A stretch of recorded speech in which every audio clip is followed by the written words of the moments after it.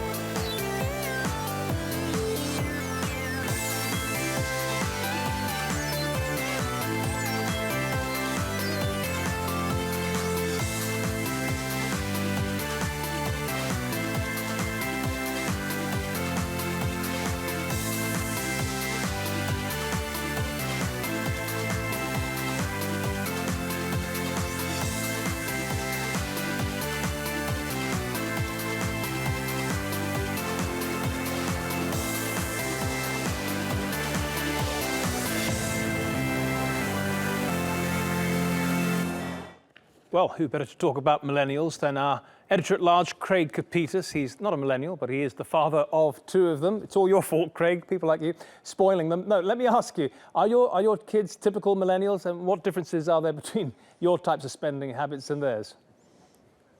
You know, Matthew, I think we should let the viewers in on a little bit on how we make sausage. You and I talked about this earlier today and how we were going to approach it.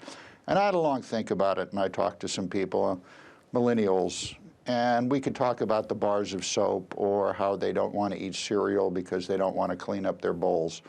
But this dynamic, which is global, is based on U.S. data, and that data orbits around the fact that student debt in the United States is over $1 trillion.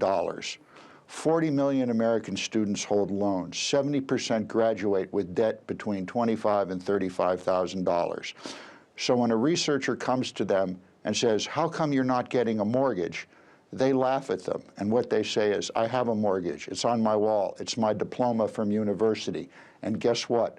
I don't have a job, and I'm still paying that off. Well, that's an interesting... That's where this comes from. Yeah, that's a very interesting take on it, because you're tempted to take quite a frivolous look at this and say, they just want to stay at home with their parents so that they can go and travel around the world and post their experiences on Facebook. But actually, there's a real restriction here, because previous generations didn't have these huge student loans hanging around their necks.